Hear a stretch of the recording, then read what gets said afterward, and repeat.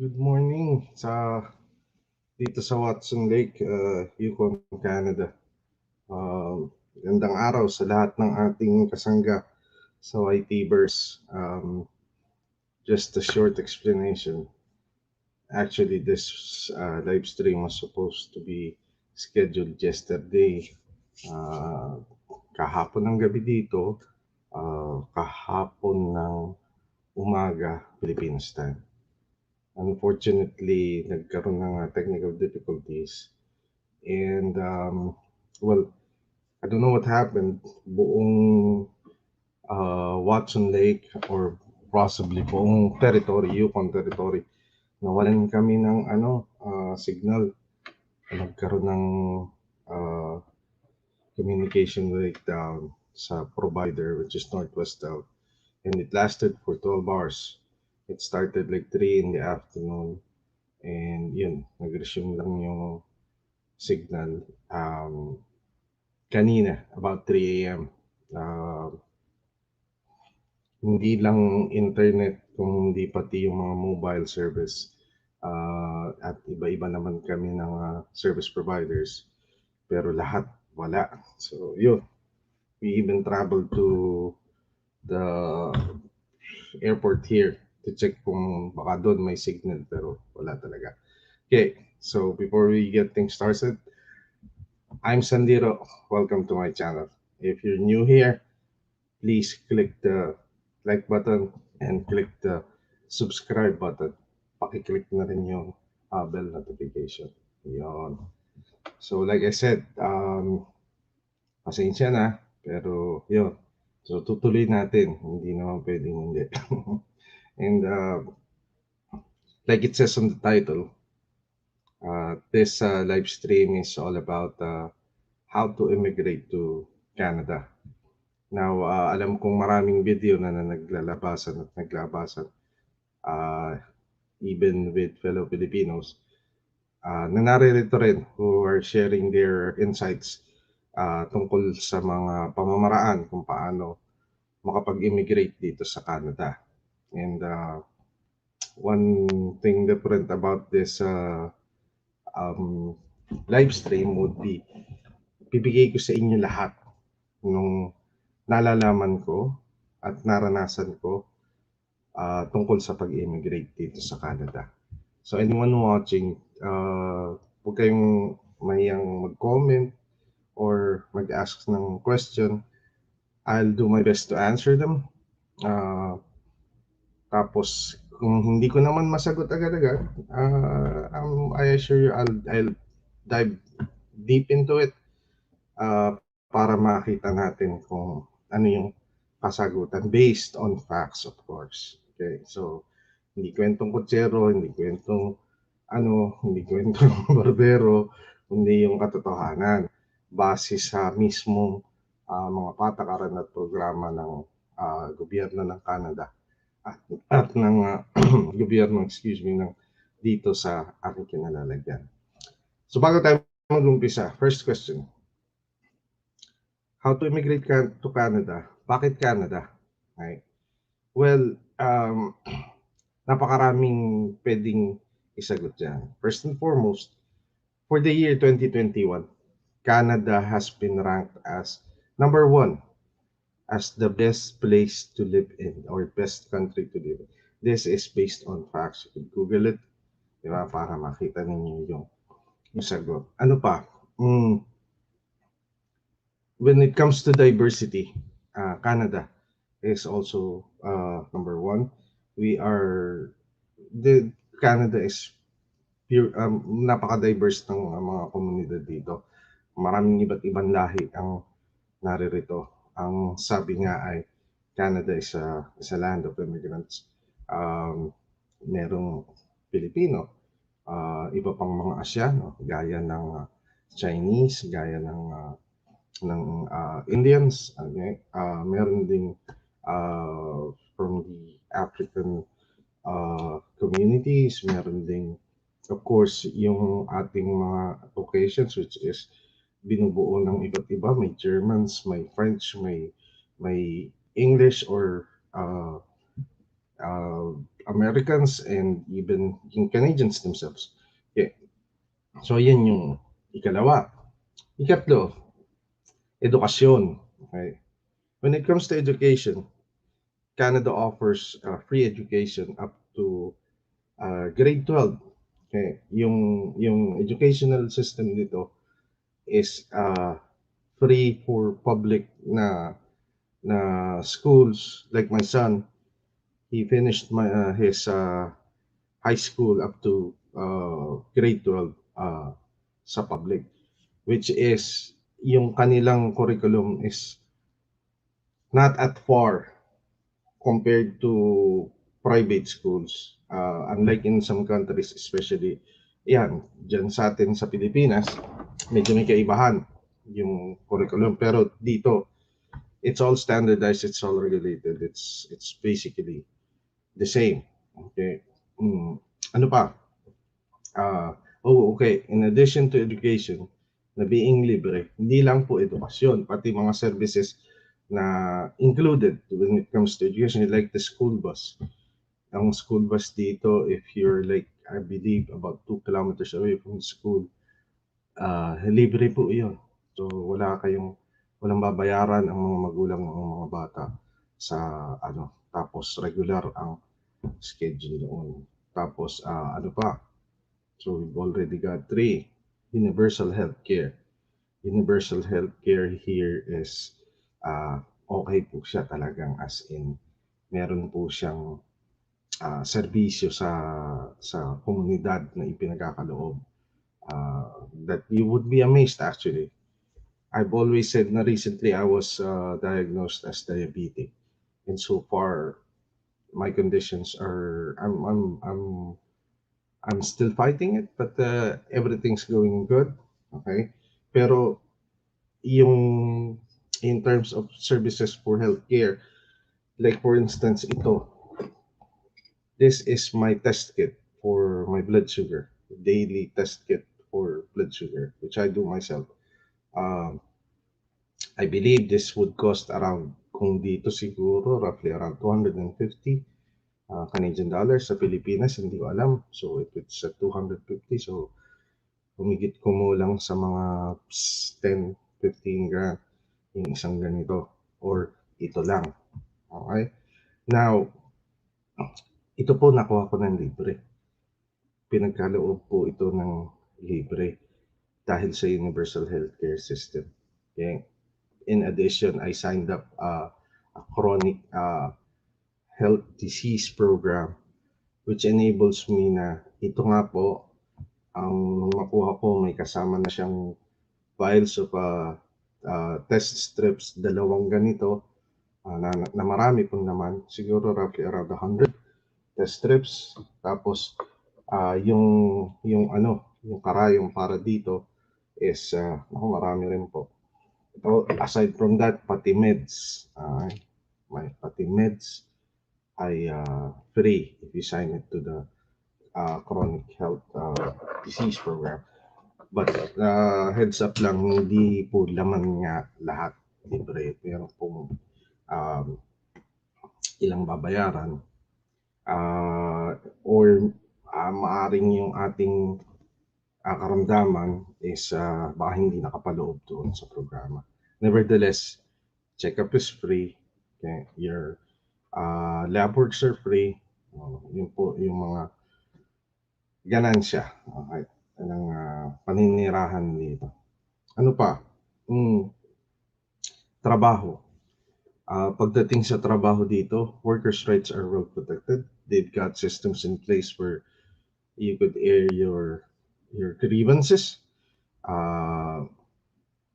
I'm not saying that all employers follow the rules, but there are instances that they don't, but everything's settled fairly and justifiably, especially through the systems that they got in place. So, and you get paid by the hour.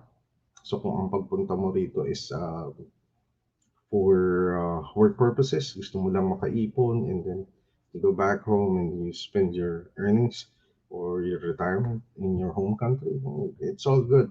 Yeah, definitely ang disparity nung kita ay napakalaki. Getting paid at for like getting paid by the hour at, let's say, the basic, which is what, about $15. Depende kung saang lugar ka sa Canada nandoon. There are places that offer much higher at depende rin sa trabahong pinapasukan mo. Pero there is always a base rate. So at $15 at hour sa exchange rate na say 38 bucks, 38 pesos per dollar. So sa kada isang oras mo, ang kinikita mo is roughly around halos 500 sa isang oras. So in a day's work of 8 hours, so roughly around 4,000 a day ang kita mo. Pero paunawa din, siyempre kung dito ka nakatira, dito ka gumagastos. You gotta cope up with the cost of living. Yun din, so when it comes to cost of living, it all depends kung saan ka nandoon. If you're in a city, maaring malaking posibilidad na mas mataas ang cost of living as compared sa nasa um, maliit kang town, which is fairly, let's say, suitable ang cost of living. Hindi ganun kagastos. Okay? So, yun yung mga ano. Okay, so let's get into the topic, how to immigrate to Canada. So I'll be sharing some websites, okay, that you could try and tackle para makita nyo ano-ano yung mga programa at polisiya, okay, na ginagamit ngayon or kasalukuyang ini-implement ng Government of Canada para i-accommodate ang mga foreign workers or immigrants for that matter na magpunta rito, magtrabaho rito, at eventually mamuhay dito bilang mga residente. So, punta na tayo sa ano na yan. Let's, okay.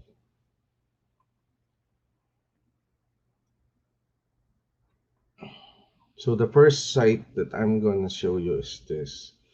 This is the official website for the Canadian government, which is, and especially immigration, which is cic.gc.ca.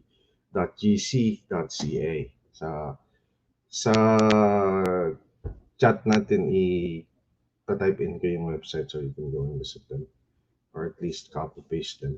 So, yun.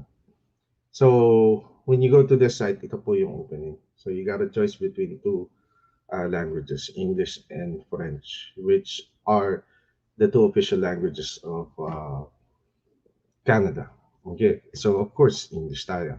When you click after choosing the English language, you get all this, yeah, immigration and citizenship, an introduction on how to apply to travel, study, work, or immigrate to Canada, or apply for a citizenship or a permanent residence.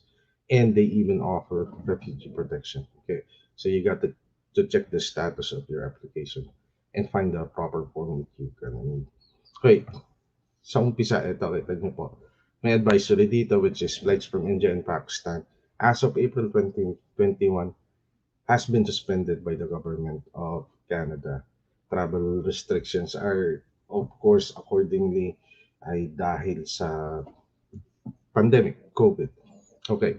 Second, ano natin dito, information bulletin is that residents from Hong Kong, you may qualify for special measures to come to Canada, which includes an open work permit for Hong Kong recent graduates, and you got priority processing.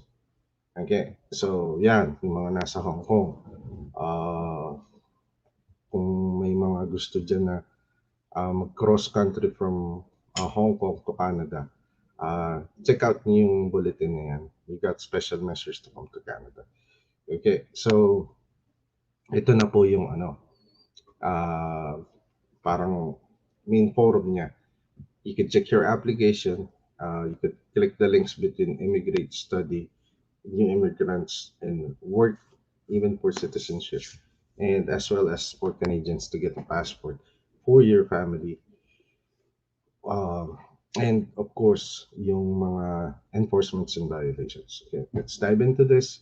Uh, let's go to immigrate. Okay, you're wanting to immigrate, which is the focal point of our discussion. Okay, service informations. These are the programs that are available sa ngayon dito sa Canada. Okay, express entry. This is basically for skilled and professionals. Okay, you could apply by clicking this link and you'll see everything. There's a provincial nominee program, provincial and territorial nominee programs. They vary depende sa probinsya, depende sa uh, depende sa teritoryo. Okay? So, once you click this, if you've got a specific province or territory in mind na gusto nyo puntahan, palalimin ninyo and go to the sites. Mamaya, talakayin natin yan. Okay, there's this ito mga bagot, Atlantic Immigration Pilot Program. This Atlantic Immigration Pilot Program is actually yung Atlantic provinces ng Canada, which is New Brunswick, Prince Edward Islands, Nova Scotia, or Newfoundland and Labrador.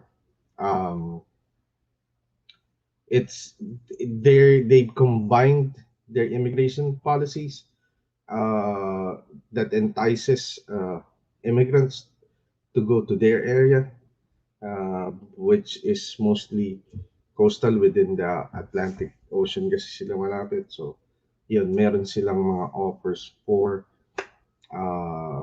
immigrants to try and take advantage of. Okay. Startup visa. Ang startup visa po is for businesses. Yung mga may pera na mamumuhunan, gusto mag-negosyo dito sa Canada, iyan ang kanilang pwedeng channel na tahakin. Okay. Meron ding rural and northern immigration pilot program. As I believe Yukon is part of this, of the rural and northern, because Yukon is in part of the northern area of Canada. So it says that smaller Canadian communities supporting their local economy through immigration. Actually, this pilot opens to permanent resident applicants since 2019. Okay, mamaya tatalakayin din natin yan. Family sponsorship is for yung mga naririto na for you to sponsor a family member or a relative, you've got to be first either a permanent resident and or a citizen. Okay. There's also Quebec has also launched their selected skilled workers. Selected meaning you gotta go to that site, i-check nyo po. Tapos hindi lahat ng a selected few of the skilled workers na kailangan nila the province of Quebec ay binibigyan nila ng special emphasis. Okay, caregivers. Caregivers, this was recently upgraded actually. Meron sila tinatawag na LIC or Live-in Caregiver Program na ako po sa tapatan nakarating po ako through this program because my wife first came here way back in 2010 as a caregiver, as a live-in caregiver. And she was able to sponsor us through the family sponsorship. Kaya po ako nakarating dito. So it's been 6 years now, approaching to 7 years. So, and so far we're all permanent residents. Pero sabi nga, nagkaroon ng upgrade to. Initially, in the past, like nung panahon ni Mrs. namin, Uh, the caregiver program was somewhat incorporated with the other immigration policies, etc. Pero when it was upgraded, a specific set of programs and policies were put into place na kung caregiver ka, uh, outright, halimbawa, nandun ka sa ibang bansa, say nasa Pilipinas ka, or Middle East, or Hong Kong, and you applied and you got approved, uh, pati pamilya mo automatically would become permanent residents and you could come to Canada at the same time. Parang yan yung naging polisiya noon. Okay. Ngayon. Pero I saw this the other day. Meron siyang update. I believe that the applications coming from outside Canada has been temporarily, I would say, uh, closed for new applicants outside of Canada dahil I'm not sure if it's because of the COVID or because of the volume of applications. Pero they're giving priority now to caregivers here in Canada who haven't had their permanent residency status yet. So yun yung sitwasyon na alam ko base dun sa pagkabasa natin ng isang araw. Then self-employed. You can immigrate as a self-employed person uh, in Canada in cultural or athletic activities. So let's say you're a performer, an artist, or you're into athletics, basketball, whatever. You could take advantage of this program, which is the self-employed channel or program. And then there's this. Actually, this has been going on matagal na rin. Agri-food pilot. You can immigrate by working in a specific agri-food industry and occupations. What agri-food industries are? Last I've heard, there were like yung mga mushroom pickers, yung mga nasa greenhouse, mga ganon. But I believe one of the policies included is it's got to be, kasi yung iba po sa kanila ay seasonal.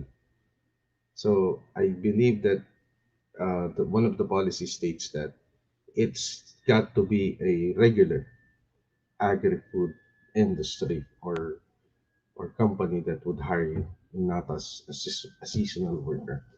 Okay, healthcare workers permanent residence pathway. Okay, you can immigrate to Canada with a new application process for refugee claimants who are working in the healthcare sector during the COVID-19.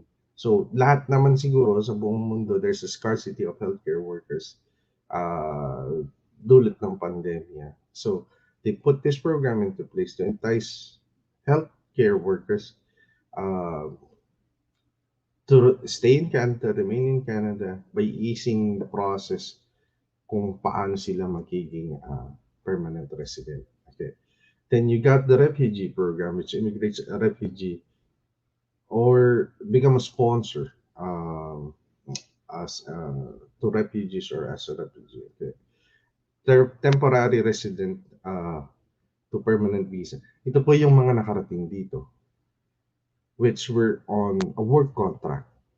Dito sa Canada, ang tawag nila is naka-work permit ka via LMIA. LMIA. LMIA is Labor Market Impact Assessments, which is issued by the government to the employer, enabling the employer to hire foreign workers. So yung TFW, tawag ng iba. And then there's this appeal your decision. Okay, ito may konti tayong nakakalungkot na balita. Appeal your immigration decision. Appeal the Immigration and Refugee Board for sponsorship, removal orders of residency, obligation requirements. Okay. Um, recently, nagkaroon po kasi ng ah, isang actually kahapon ko lang napanood. May isang kababayan tayo na tawag dito, siya ay actually today papauwiin na siya ng Pilipinas. Okay? Ah, based on the news, na ano po siya, binalita siya sa news. Ang naging problema niya is mayroong meron siyang tawag dito, wrong declaration with regards to his application. Which eventually nakita uh, ng immigration. Okay, na ganun nga. So the judgment was to deport him back to the Philippines.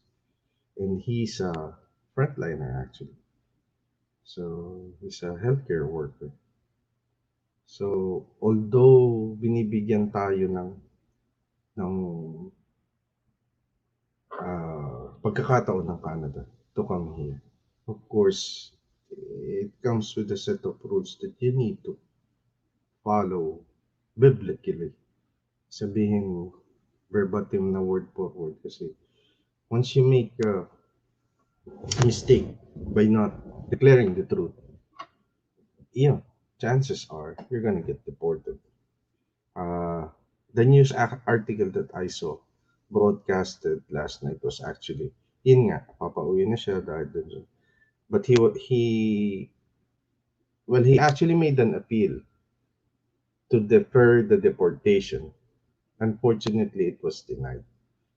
Now, the reason he used for his appeal was that he was already vaccinated, I believe with Pfizer. He already got his first dose. And yung second dose niya is supposed to be scheduled on June 11. So, kagaya nga nung broadcast sa balita, sinabi naman niya na he admits his mistake with the mistake that he committed with regards to his application, and he's appealing the judgment for deferral for him to be deported to the Philippines. Not until June 11 at the least. Kasi June 11 is when he is scheduled to get his second dose. So, but he received the decision on his appeal yesterday as well. Ang sinasabing they denied his decision. Reason being is the government doesn't believe that he would be in peril or magdidelikado siya just because of he wasn't able to get his second dose.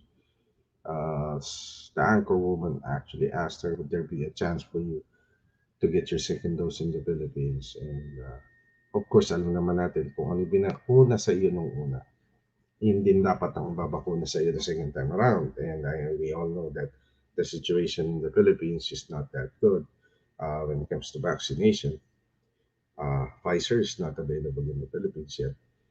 They only, as for the moment, they have Sinovac, um, AstraZeneca, and the Sputnik vaccine from Russia. Anyways, so start over siya. Hindi ko lang alam kung paano. I'm not a medical guy, so hindi ko alam kung paano. Yeah, nakakalungkot din. Pero it's a learning lesson for everyone who wants to apply to Canada. You have got to be truthful with the facts that you are uh, going to submit. Okay? Hindi pwede yung, pwede na siguro to, ganito. No. Read every application package comes with um, a guide.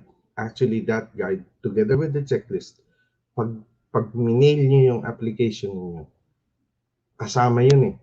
Okay? At acknowledging that you understood the guidelines and you followed the guidelines. And yung dun sa checklist mismo, check mo dun, what item, kung ano yung hinihingi, say, high school diploma or whatever, naka-checklist yun, passport, yun. Okay, yung NBI clearance, etc. Nandiyan yun, nandun sa checklist. So, that checklist will be sent back to CIC, including your application. That's the whole application package. So, mahirap naman talaga na ipaliwanag mo na, hindi, nagkamali lang ako. No, hindi ko sinasadya. You had it. The guides were with you, on your hand. And you had all the time in the world to read them and understand them. Kaya nga po sabi ko, itong live stream natin, ito is more on kung ano yung facts. We're not gonna sway away from the truth kasi sayang lahat ng effort ninyo kung you'd be misguided or you'd be misled. Okay? Uh, there are variations with some of the videos that I've seen. And yun nga, I'm not saying they intended to, but there's some factors that are probably missing, and we're here to try and piece out the puzzle. Okay? Na paano tayo matagumpay na makapag-apply para makamit natin yung pangarap. Okay, short commercial. Like to say hi to the people watching. Yun, ang ating mga kasangga sa YTverse. Si ATMC Tutorial, who is in the Kingdom of Saudi Arabia. Gandang araw sa iyo, Bat. Sana makasampa ka. Si Kiko Valencia, a good friend of mine, who's also here in Canada, but he's in Alberta, Canada. And they're only about to start the rollout of, or I think they are already started since this week, I believe, the rollout of the vaccines. I mean, yeah. Si baby ni Ma'am Ems, si Monica. Hi, Monica. Yun. Oh, I posted the message on the chat. Yeah, latag mo lang. It's all good. Okay. Who else? Let's check. Bago pa tayo magpalalim ng ating discussion. Okay. My son, Philo Gingge Trex, who is also in Alberta, is making a series of videos. He's about to come back here. Kasi medyo pahirapan yung vaccination sa Alberta, and dito medyo mas okay sa pa. Siyempre, magulang. Tapos nga sa kanya, the second dose is medyo so punta uwi ka na lang para yun, maano natin, mapavaccinate ka rito. Okay, so let's dive deeper siguro para maiano natin. I would just be asking some help from ATMC and Kiko because I'll be sharing the screen to which we're diving into the topic. Just hit me a message, bro, kung meron tayong hindi mapansin dun sa ating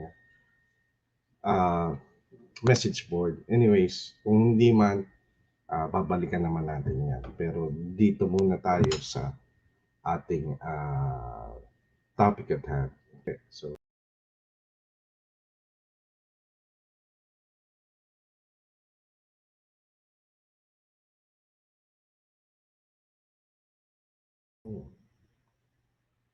okay. So let's go here. Okay, let's start. Express entry. Let's click this. So ano ba yung express entry? Okay. Express entry. Okay, how express entry works. You could see here, get the documents you need, submit your express entry profile, apply for permanent residency if you are invited. Okay. and what happens if your application is approved. Okay, so let's click this, how express entry works.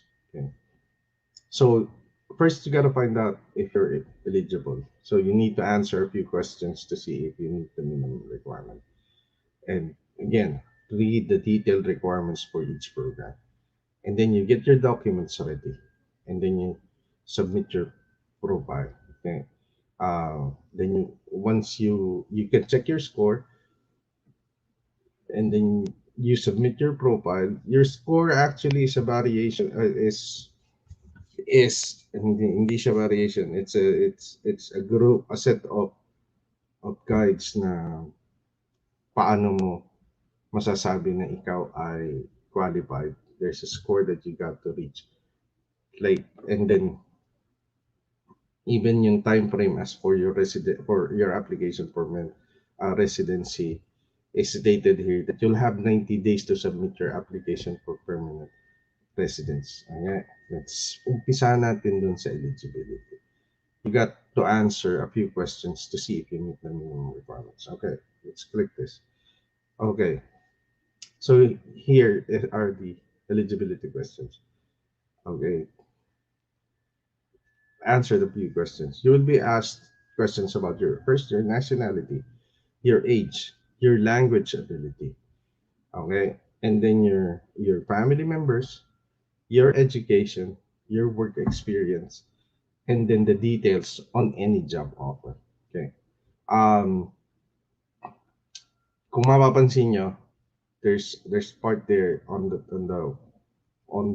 fourth on the list is family members. Okay.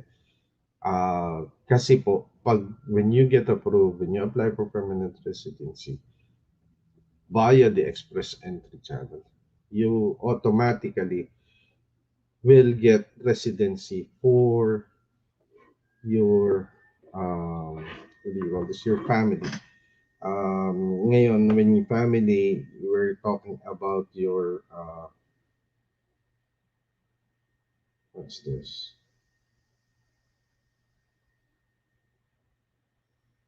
Oh, wait. Sorry about that. I have a friend who's messaging me. Huh. Okay, so yun nga, you get your family permanent residency as well. When we talk about the family, it means uh, your immediate family, your spouse and your children primarily. When it comes to your children, anyone below the age of 21 and single during the time of application are will all be included. Before it was what, 18? Now I believe they put the cap on the age thing for your children at 21. So when you do your application, your children who are still your dependents or living with you, single, and below the age of 21, and then you can have them um, together with your application. Okay, what else? Mhm. So, yun. Tapos, yung pinakadulo, the details on any job offer. I want you to take good notice of this. Because you're gonna see something uh, na pare-parehas sa bawat stream or program na ating tatalakayin. Details on any job offer, which is the keyword, job offer, and also your language ability. Language ability. So I'm not going to do the check your eligibility test. So so yun yung express entry. Okay. Or should we? Uh, okay. Maybe we could dive into the other topics further in some other sessions. So para matalakay natin lahat. At least magkaroon kayo ng a general overview kung paano. Okay, provincial nominees. Let's go into this. Okay, here is the thing, how the provincial nominee program works. And actually, you could apply online as a provincial nominee through the express entry channel. Okay, you could also apply as a provincial nominee on paper for you to get the nomination and fill out the application. Then you pay your fees, and what happens after you apply. That's this link here. Okay, now here, how the provincial nominee works. Okay,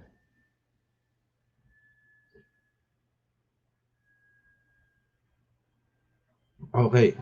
So, how does the provincial nominee works? Uh,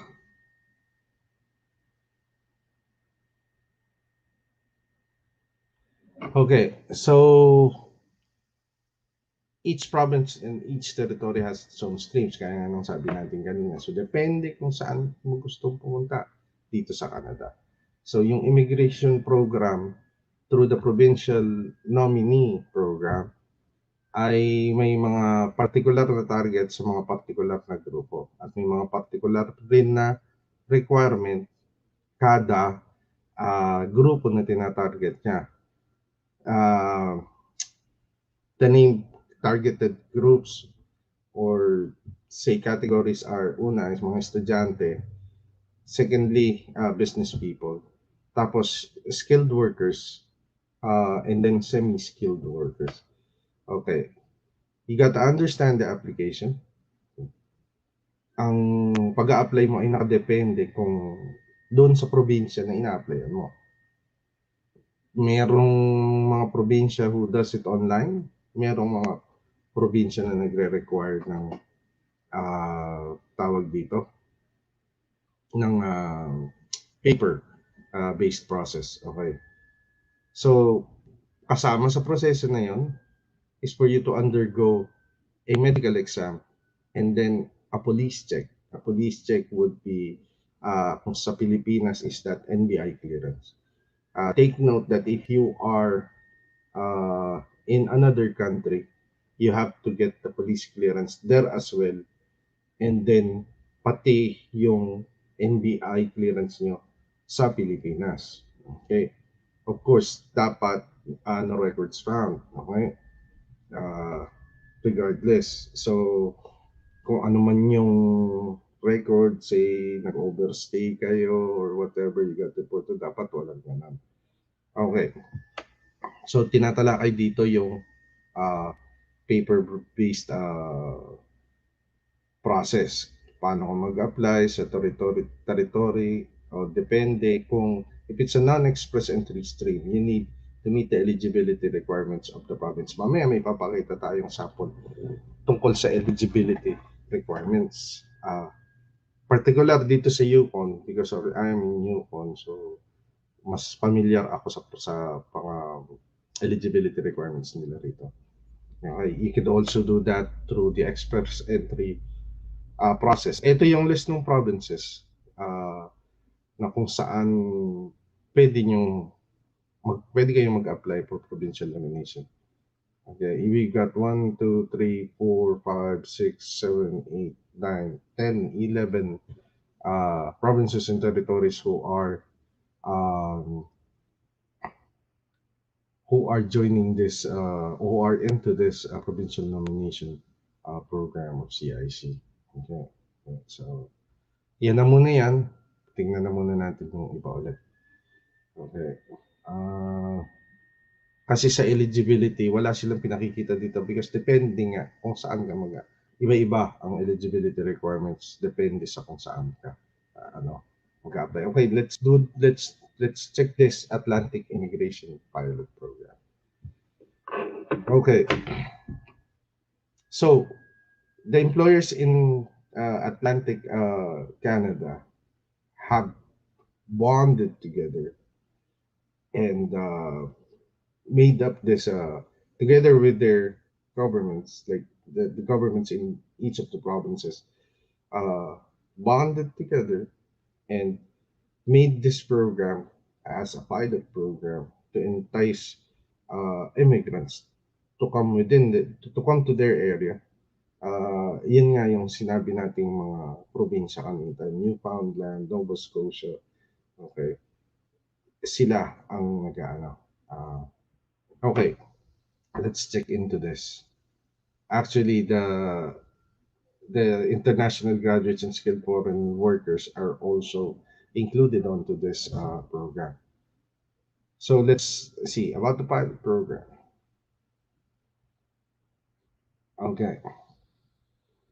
So about the pilot program, uh, there are three programs you can use. Actually, this is more for the employers. They could hire workers through the Atlantic International Graduate Program or the Atlantic High Skilled Program or the Atlantic Intermediate Skilled Program. So let's go back. Okay. Employers. Okay.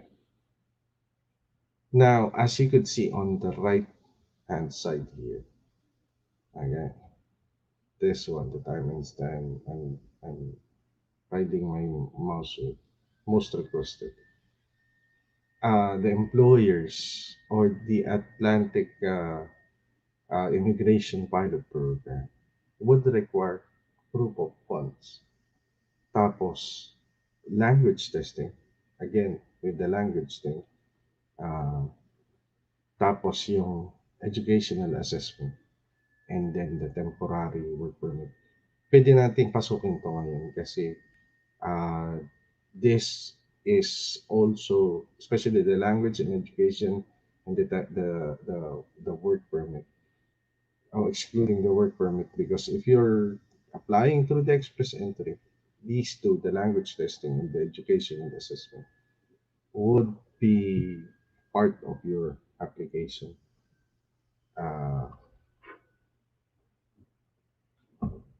Application package. Okay, let's take the proof of funds. Okay, for skilled immigrants, go through applying through the Atlantic Immigration.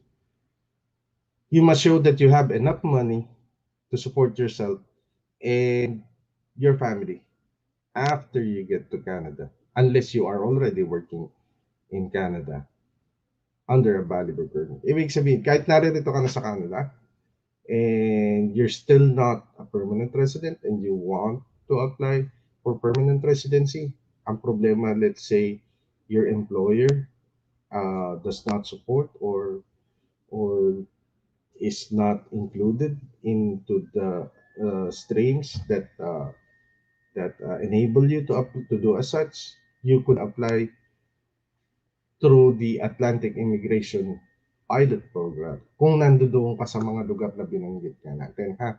Yung nasa Newfoundland ka or Newfoundland and Labrador actually, tapos yung Nova Scotia, yan. Kung nandoon ka within that area, pwede mong gamitin ito. Okay. So kung nandito ka na sa Canada at nagtatrabaho ka at may valido kang work permit, hindi mo na kailangan ng proof of funds. Why? Kasi, una, mayroon ka ng social insurance number dito. Meron ka ng bank account dito, sigurado. Okay? Posibleng meron ka na rin credit history. Meaning the government on its own could check your capacity to support yourself and your family. Kaya hindi mo na kailangang mag-declare ng proof of funds. Pero kung wala ka dito at nasa Pilipinas ka pa o sa ibang bansa, you have to show you have proof of funds na kaya mong suportahan ang sarili mo at ang pamilya mo pagdating mo rito sa Canada. Okay? Nakalagay din dito, you cannot borrow this money from another person. You must be able to use this money to pay the cost of living for your family, even if they are not coming with you. Meaning, hindi pwede na, pre, pahiram mo muna ako ng pera. Kakarga ko sa bank account ko para gagamitin ko proof of funds. Kasi the money that you're gonna declare should be real and accessible, and it's supposed to be used for you to support your family, kahit even if they're not coming here with you. There's something called income brackets actually, and those income brackets are based on the size of your family. If you're just husband and wife, so it's a family of two, husband and wife and one child, family of three. There's income bracket. There's that those brackets that would show how much you need. Okay, uh, to sh- to show proof of funds. Okay, at naririto nakasulat dyan. You will need to show proof to the Canadian visa office in your home country. So, dyan sa Philippines, kailangan mong ipakita you have enough money when you apply to immigrate through this program.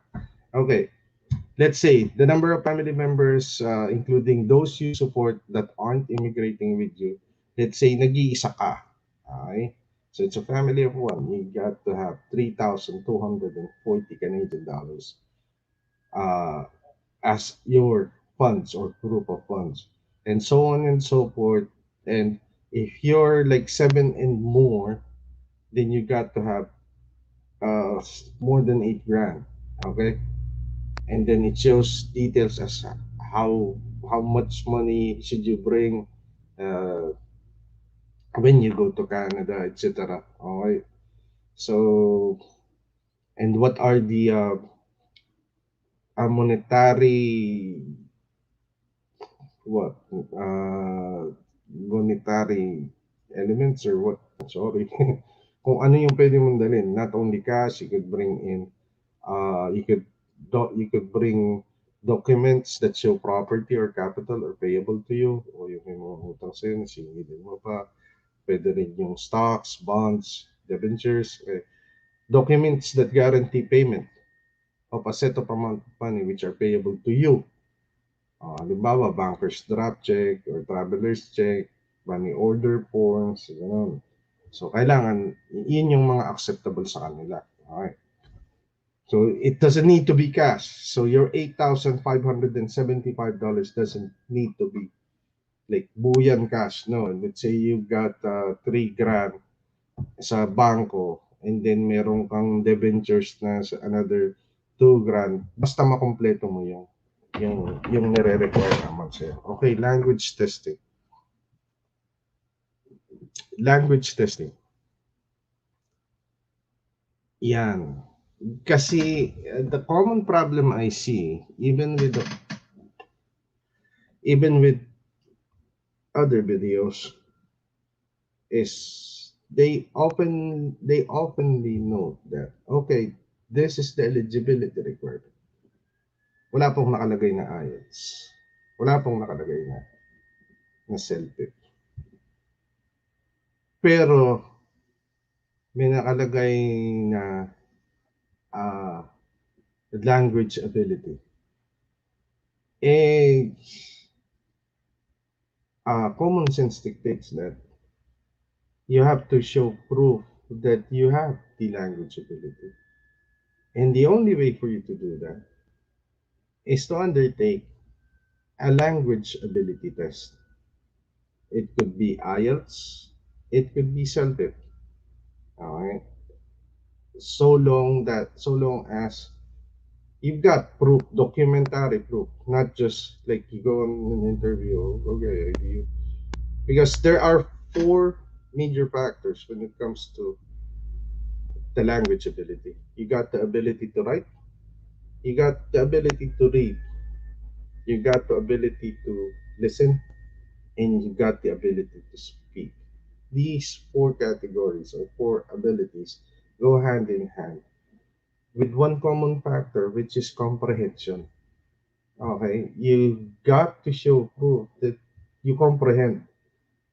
Okay, na nakakaintindi ka.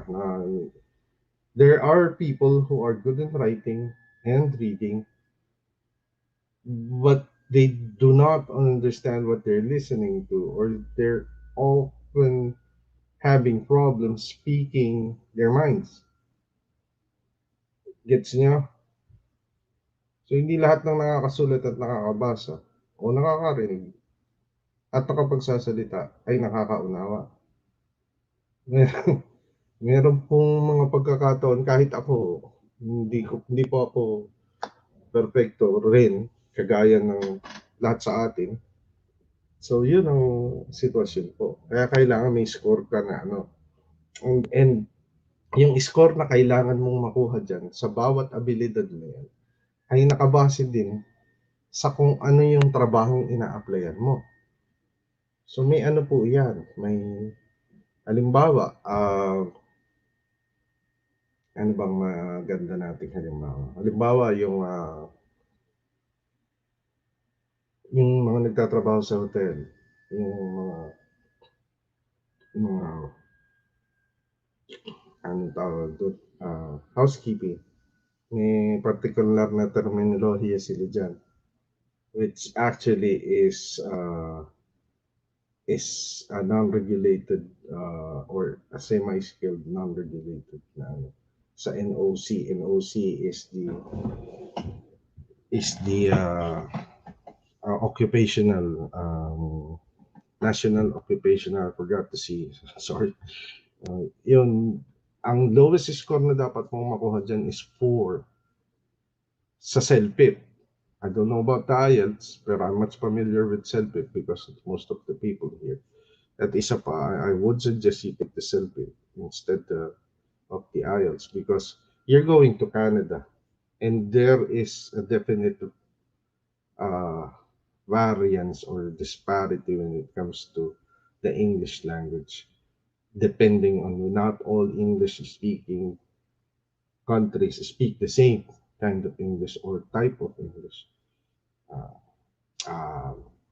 So you've got to score a rating of 4 on each ability. Hindi po general average ha. Ibig sabihin, 4 ka sa writing, 4 ka sa reading, 4 ka sa listening, 4 ka rin sa speaking. Hindi pwede na 4 ka sa writing, 2 ka sa listening, 6 ka sa reading, tapos 4 ka sa it might be a general average of 4 but you still failed one of the abilities. So hindi ka papasa, hindi ka rin approve. So kailangan 4. I would suggest all of you to practice. I believe everyone, especially Filipinos, has really got the ability to speak, read, write, and listen to English. It's a second language for us. Pero if you do not practice, at sabi nga, nosebleed, maano po, magkakaroon tayo ng mga apprehension sa pag-aalinlangan sa ating kakayanan. Although deep within, kaya natin, pero yun ang problema. Dahil di natin ginagamit o pinapractice, parang kumbaga hindi natin siyang gustong mapakinabangan. Okay. Sample, true story. Sabi nga sa inyo, hindi ako perfecto. Actually that was my first job in another province. So, nag-apply ako as sa isang shop. Nag-apply ako doon. So, I was parang kumaga ako yung nasa harapan ng store, etc. Nauutusan ako na bumili ng pyesa ng kung ano-ano. Sabi sa akin ng boss ko, Sandy, go to Eggland and pick up the parts that I ordered. So, yes, boss. So, I took the key. Sakay ako sa truck. Punta ako. Maya balik ako. So, what happened? Where's the parts? Sabi ko, boss, I can't find Eggland. What? Sabi ko, Eggland is along the highway to the right side after you pass this building and this and this and that. Sabi ko, boss, I went to the highway.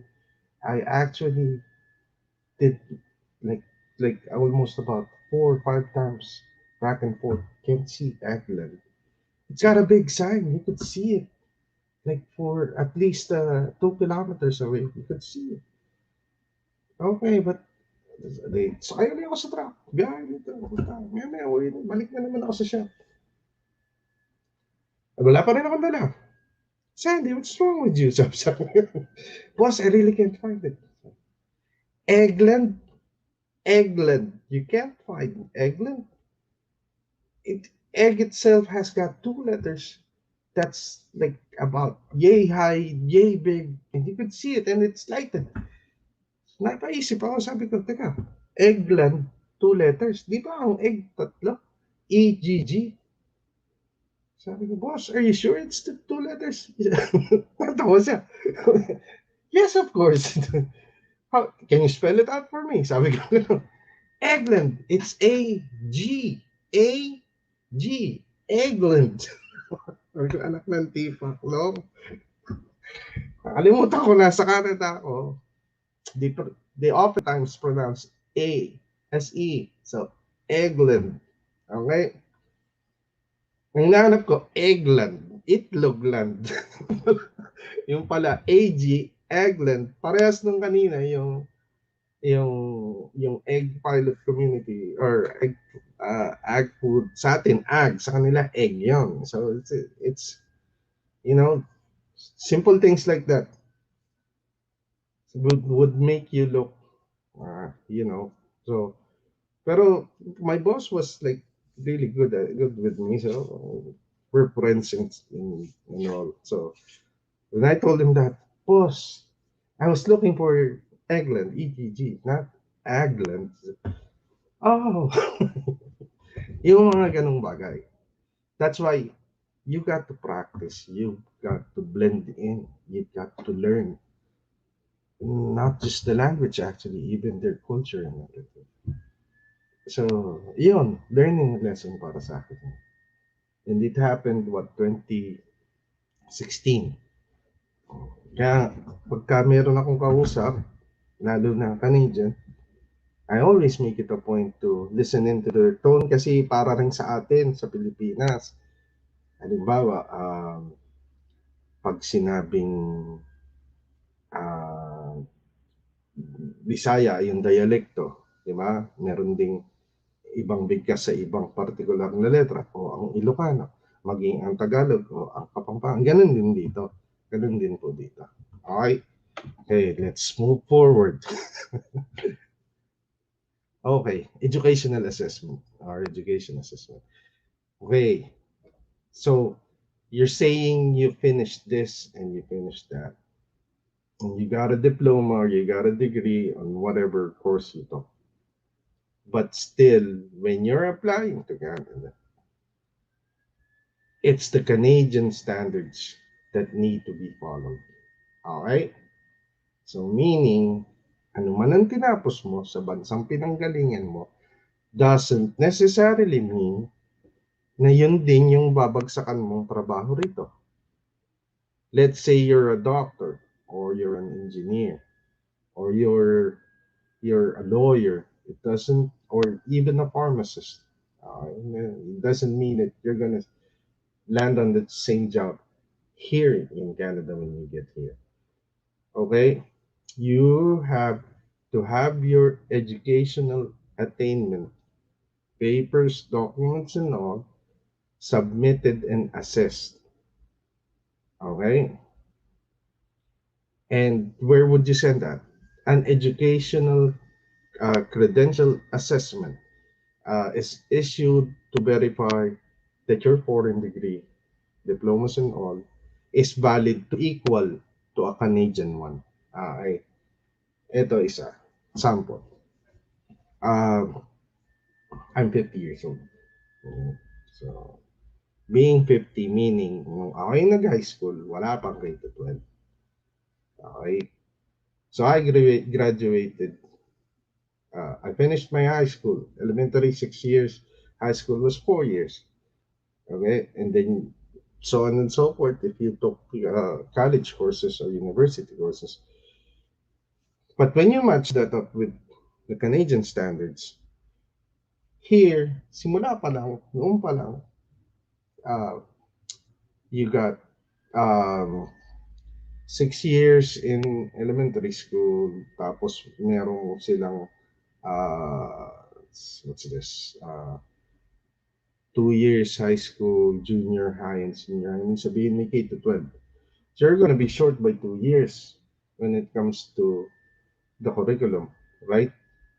So even if you say you graduated with 5 years of academic course in college, kaso kinulang ka naman doon sa K to 12 na yan, so lalabas based on Canadian standards, undergraduate ka, di ba?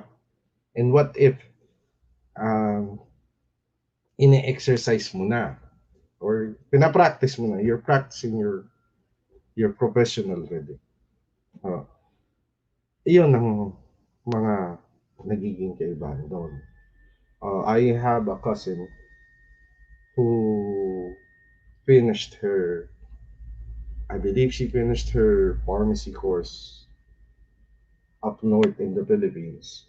And when she immigrated here, she had to, okay, she had to take a course here and then do an exam here para magamit niya yung profession niya. Okay, sandali lang po. May tanong tayo. Okay. Red ribbon of a document needed, like driver's license, abstract. Okay. Actually, here in Canada, they don't really require the red ribbon thing. It just needs to be, when you're submitting it,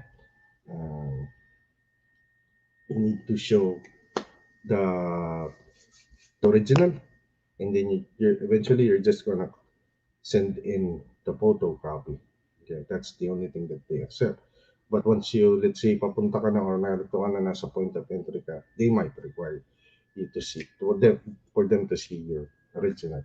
Depending, minsan, hindi lahat sa lahat ng pagkakataon. So, ano ang kailangan dun sa documents na ipapasa mo? Okay, ang ipapasa mo na documents, one needs a notarization, and there should be an English translation on the document. Sample, diploma, di ba? Di ba sa diploma, si ganon, mataas na paaralan. Underneath, there's say, pangalan ng mataas na paaralan ng Santa Elena. Okay? Santa Elena High School, Barangay High School or whatever. But there's a translation. Katunayan ng pagtatapos, proof of completion or whatever, kung ano man. That happened to my wife when we were like doing the immigration thing before coming here. So she needed her documents notarized and checked if there's English translations and whatnot. So ako po'y taga Bulacan, si Mrs. ay taga Batangas. So I had to go to Batangas para asikasuhin yung mga papeles niya. Ganon. So I had it stamped and notarized yung kanyang diploma and double check and paano. Driver's abstract.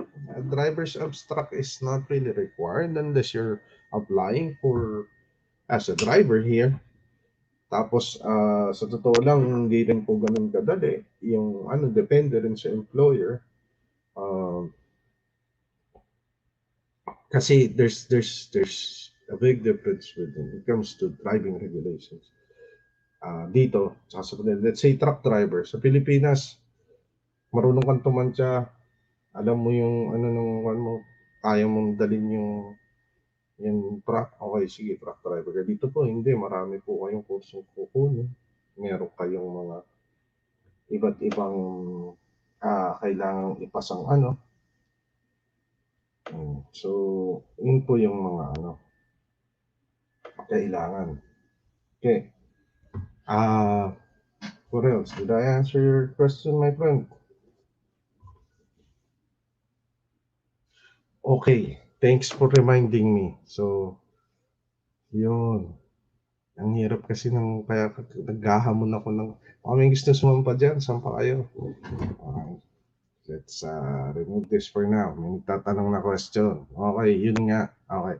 Ask ko lang po. Sorry po, kanonood ko lang. This is from Edren John Montesilio. Okay, Edren John. The question is, ask ko lang po. Sorry po, kanonood ko lang. Not sure kung na-discuss niyo na po. Ask ko lang po, if saan po pwede mag-apply to immigrate sa Canada with job po. Okay. Actually, Edran, hindi ko pa na-discuss. I'm just going through the, what do you call this, yung mga streams and programs. But we'll get to there. Actually, malapit na. So, i-discuss natin. Ang ano ko lang kasi, I'm showing the actual sites para makita niyo hindi ito kwento eh. Ito talaga yung ano. And, okay, might as well. Let's, I'm gonna put in here. Okay.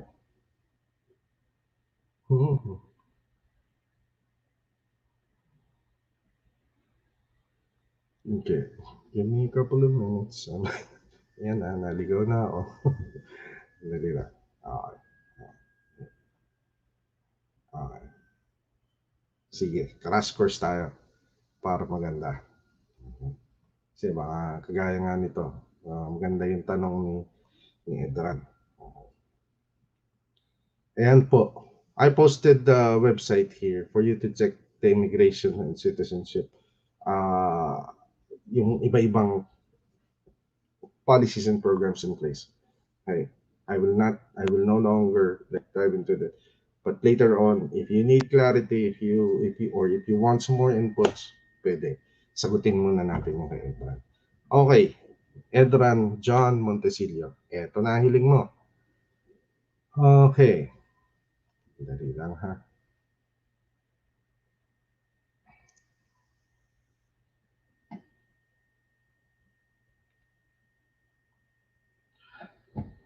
Okay, ganito Edran ha. And to all the other viewers. Napakarami pong channel kung saan kayo pwedeng mag-apply. Kanina binabanggit natin yung mga streams na kung napansin niyo, merong common kasi sa lahat eh. Ang common po sa lahat is first, you have to have a valid job offer from an employer. So, even sa mga nominee programs, okay, kung wala po kayong valid job offer from any employer in Canada who is authorized at qualified to take advantage of this program, hindi po kayo makakapag-apply. Kopya. Malinaw tayo doon. So, halimbawa ako nandito, may trabaho ko rito. Okay? Hiring kami. Let's say hiring kami. Tapos, tinawagan kita, Edran o Kiko or whoever. Brad, ganito, may application dito. Hiring kami, apply ka. Kung hindi ko alam na yung palang employer ko ay hindi kasama sa programa o hindi nagsusupport sa programa at wala siyang clearance para or certification or authorization na mag-hire ng foreign workers, walang mangyayari doon sa referral ko sa iyo. So, yun po yung unang kailangan. Kailangan yung employer is authorized to hire a foreign worker. Pwede siyang mag-nominate or pwede siyang kumuha ng LMIA o Labor Market Impact Assessment o work. Yun na po kasi yung pinaka susi para sa pagkuha ng work permit. You can apply for work permit under two ways, under the nominee program or the labor market assessment, impact assessment. Pagka po yung nomination ang gamit, that means you're LMIA exempt o may exemption ka sa LMIA. Tapos sa pagdating mo, diba na-approve ka, meron ka nang ganun, ninominate ka ng isang employer, naka-apply ka, nakapasa ka sa provincial government, bibigyan ka na ng work permit for you to come to Canada. Okay? At pagdating mo rito, meron kang 6 na buwan to apply for your permanent residency. Na ang basis ng application mo for your permanent residency application is yung nomination mo. So agad-agad yun. Pagdating mo, within 6 months. Okay? Ano ang kaibahan ng ELMIA? Pag ELMIA ka, you are employer specific talaga. O kung sino yung nag-hire, nagbigay sa'yo ng work permit siya. So ang work permit mo is under ELMIA.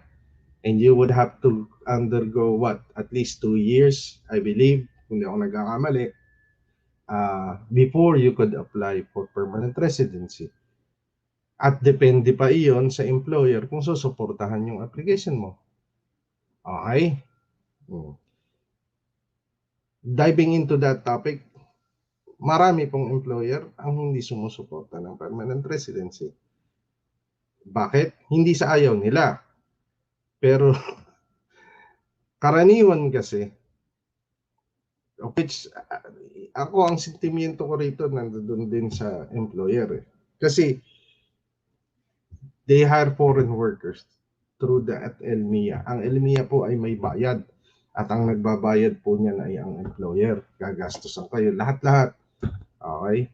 Ticket ninyo, etc. Lahat yan. Sagot ng employer yan. Tapos pagdating mo dito, magtatrabaho ka for 2 years. Tapos, bago ka mag-lapse ng 2 years, pupush yung PR application mo. Suportahan nila. Kaso pagdating ng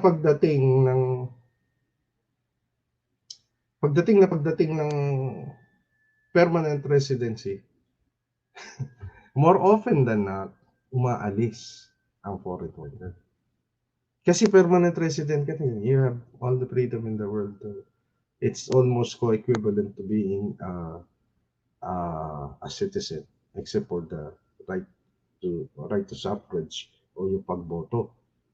Okay? At saka may pang iba. Pero almost the same. Your employer cannot hold you down. Yung isa pang karaniwang problema, yung mga naka-work permit na nag-LMI na nag-PR, sometimes aalis yan ng walang paalam. Okay? Siyempre, kung ako yung employer, di man lang ako nabigyan ng heads up, bigla akong mawawala. Iiwan mo ako doon sa trabaho na alam kong hindi ang gagawa at kung may klienting di siyempre ako naman ang magkakaproblema. At hindi rin naman, alam naman ng lahat, hindi rin ganun kadaling mag-hire. Diba? Kaya nga, kahit sa amin dito sa pinapasukan ko, eto, kailan lang, mga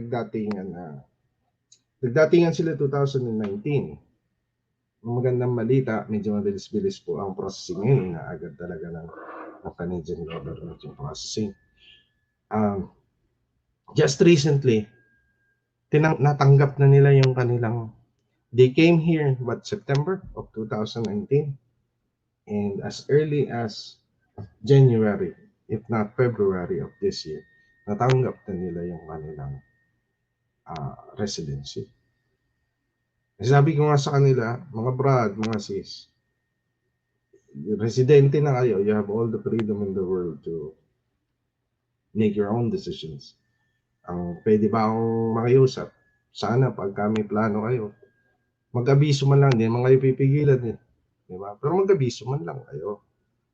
Para hindi naman kawawa itong employer na yun po ang karaniwang nagiging problem. The downside is, narito ka na eh. Diba? Nakuha mo na lahat ng kailangan mong makuha. Paano yung mga kasunod? Diba? So, unconsciously, hindi natin alam na tayo. Yun lang naman ang sa akin. Opinion ko lang naman po to, kagaya ng sabi ko. Pero yun lang. Diba? Wala naman problema. Diba? Hindi. Una, bawal namang, ang passport mo, hawak mo, pag dumating ang permanent residency mo, sa iyo yan didiretso rin, di ba? Ang gagawin ng employer, tatali ka, yan, hello. Alam nila bawal, right? There's no, ewan ko pero sa ibang, kung sa iba may nangyayari yan, pero I don't believe so. Kasi, kailan lang, kagagaling lang ng YNP people dito, na they're checking on the nominees. How are you doing? What's your experience here? Do you have good working conditions here? Any complaints? Or if you have any complaints or whatnot, okay, give us a call or send us a message. Ganun po dito. Okay? So, yun ang downside po. No? Okay? Okay, balik tayo sa tanong mo. Hindi ko pa nasagot talaga eh. Daming kwento kasi. Okay, saan pwedeng mag-apply? Okay. Doon tanong ko lang, have you undergone assessment already? Did you do a self-assessment? Hindi mo kailangan bumayad for an assessment. There are tools for you to assess. Nakita nyo kanina, sa mismong website yan, sa pinost ko na site, you can do a self-assessment. Okay? But if you have and you think you're qualified, okay, then I'll show you. Okay. Sabi nga, kailangan meron kang valid job offer. Okay. The sites that you could go to are as follows. Lista natin dito sa let's see. There's Indeed.ca. Let's see. Boom. Okay.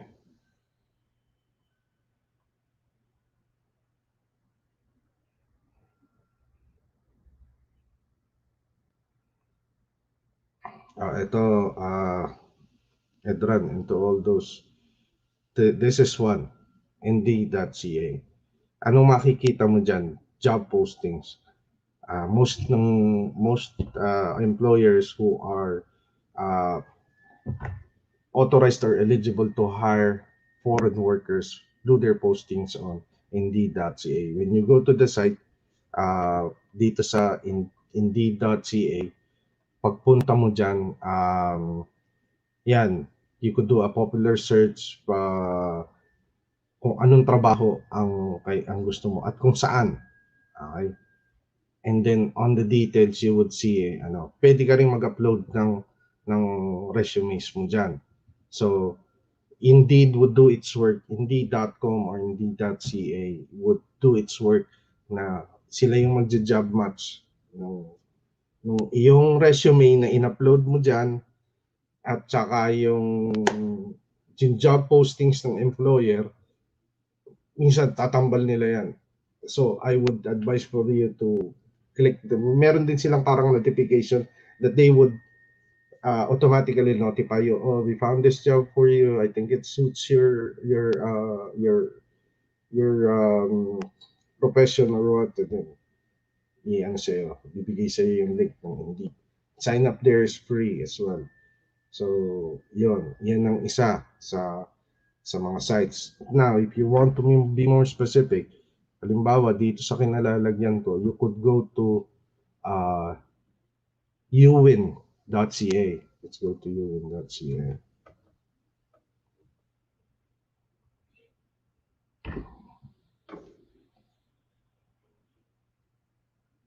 Okay. So here's the link.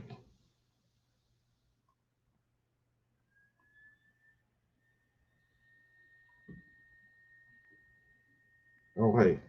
There's the link. That's uwin.ca. That's specific and particular to Yukon territory. Okay. So most employers here in Yukon do their jobs posting as well sa uwin. Diyan kahit po yung mga employers dito sa Watsonig, diyan po nagpo-post. Okay? And most of the time, lahat ng nagpo-post diyan are eligible for hiring foreign workers. Okay? Ito pa isa. Okay? you can go to the territorial government website ng Yukon.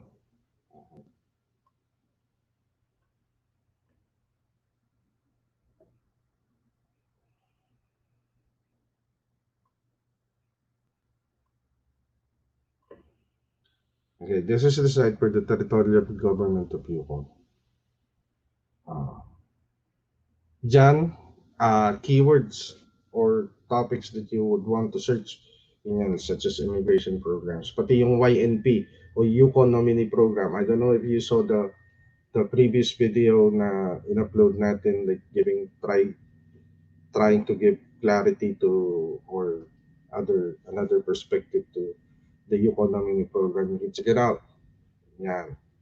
So, yan yung mga sites na pwede nyo pong i-visit at magagamit ninyo. Don't worry, this live chat would be replayed after we're done. So, yeah, and PM me if you or message me. Drop me a message on the live chat or the messaging after we're done. So, yeah, I could try and help you out. Basta lang po disclaimer, I am not an immigration expert, nor am I a consultant. Okay? The things that I am discussing are readily available online. Okay? What I'm doing is I'm giving you the freedom. I'm giving you the freedom to look it all up and check it. Not rely on any particular person's interpretation. You have the freedom to interpret the regulations as you wish. And if you need help in confirming or double checking your interpretation, I'd be willing to. Okay? I would share my time and effort. Kasi doon din naman po tayo galing. Di ba? So, kahit na nung narito na, maraming, kuya ganito, kuya ganyan. Ano sabi ko, kaysa maniniwala ka sa sabi ng iba, go to the site, check it out for yourself. Ngayon, bababa naman tayo doon sa usapin ng, ay kuya, yung hindi ko maintindihan nyo yung mga, there's Google, come on. Okay? You could easily translate one particular word, sentence, or phrase completely. Pwede mo nga i-translate sa Tagalog eh. O kaya sa kahit na anong lengguaheng gusto mo eh. Di ba? Okay. For example, what do I gain if I mislead you? What do I gain if I misguide you? Nothing. Nothing. You don't, yeah, I'm saying like this video, subscribe this. That's a plea for me. But basically, it's more for the service. Everyone's got a family, everyone's got a life of their own, everyone's got a dream that they'd like to reach. And we're more than willing to help. Together with my buddies here, kasama ng mga kaibigan natin dito, mga kasangga natin dito sa YTverse, na sumusuporta at tumutulong sa atin. Ayan. Yan po ang ating mga kasama ditong sumusuporta. Sila, yan, si Kiko, si ADMC, si Ma'am Ems and Mylene Yu, andyan si Padjakenyo, si Taco Matters, si Delanor, ayan, sila. What I'm after is, like, I'm just trying to help out. Ganun lang. I wouldn't want to offend anyone. And yun ang totoo pang sitwasyon. So, yun po ang subukan niyo. What else? Is there any more that we would need to discuss? Okay, let me just show you where I'm at.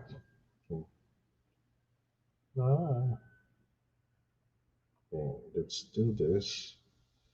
Ito po ang bayan ng Watson Lake. This is where the famous signpost forest is. Ang signpost forest po ay it's a forest or a jungle of signs, road signs mostly. Ito po yan. Yan po ang signpost forest. Meron din po tayo dito northern lights, etc. Isang maliit na town po ito. This is the town video.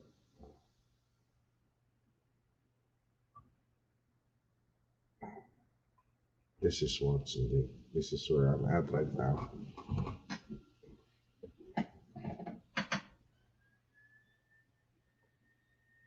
Ganyan po kasimple dito. Ganyan ang tranquility. Ganyan ang that's Alaska Highway. So, we're the gateway from the southern part, BC, Alberta, the others. If you're going to the north, the first area that you're gonna come to our first town in Yukon territory that you're gonna reach is Watson Lake. So yun po. I would like to dive into more. Kaya lang sabi nga po, naghabol lang po tayo rin dahil dapat nga po kahapon at meron tayong dalawang anchor sana natutulong sa atin. Unfortunately, that the problem with telecommunication happened. So, yun po ang sitwasyon. And I'm hoping that may tayong naibigay na kaunting klaridad. Okay. And like I said, kung may iba pa po kayong itatanong, just send me a message. Okay? If you want any particular or specific program or policy na talakayin natin the next time around, send me a message. Okay? Send me a message and then we'll learn together. Magtutulong tayo para unawain at okay? Para magamit natin at mapakinabangan natin. So far, yun po. Papasalamat po ako sa lahat ng nanood. Papasalamat din ako sa lahat ng nag-message, lalo pa. Kumusta sa inyong lahat at magandang araw. Patuloy po tayong mag-ingat. And yun nga po, magtulungan tayo para sa ikaunlad natin lahat. And God bless sa inyo. Maraming salamat po. Till next time. Okay? Again, ulitin ko, kung bago kayo dito, paki-like. Okay? Click nyo po yung subscribe. Tapos i-click nyo na rin yung notification bell na katabi ng subscribe. Maraming salamat po sa inyo. God bless. Till next time. See ya.